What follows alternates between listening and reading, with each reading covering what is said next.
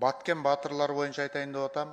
Баткен окуясы күн өткөн сайын биз ойлойбуз унутулбаш керек. Бирок жерлерде курман болгон Баткендин батырларыны бүгүн көңүл буруу анчейин болбой атат. Мамлекеттик деңгээлде көңүл буруу жакшы эле болуп атат.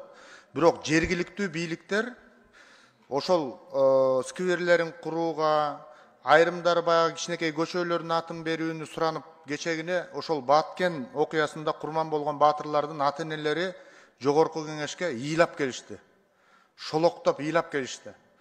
Каралбай калдык. Кичинекей балдары бар эле. Ошол балабыз жалгыз үйдү бага турган, багаар көрөрүбүз эле. Ушул Баткен батырларына ушунча кайдыгерлик менен, кош көңүл менен мамиле кылып атышат деп айтып келишти. Ушуну көзөмөлгө жакшылап алдырып бересизби? Баткен батырлары бул унутулбаш керек. Ар бирине ошол жергиликтүү бийликке тапшырмалар берилип, скверлери курулуп, көчөлөргө аттары берилип, пособия, пенсиялары толук кандуу чечилиш керек. Бул бир. Экинчи, ген план боюнча бүт аймактарда бүгүнкү күндө ген план боюнча өтө чоң маселе болуп атат.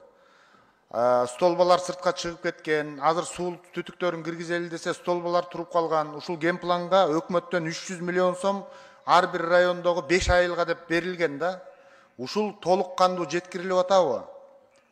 Мыйзамдын аткарылышы көзөмөлдөнүп атабы? Ушуну сурап бериңизчи. Ген пландар мына Кочкордо, Жумгалда, Акталада бул ген план боюнча аябай маанилүү маселе болуп атат. Ген план боюнча. Бул бүтүндөй Кыргыз Республикасындагы бардык аймактарга керектүү ген план.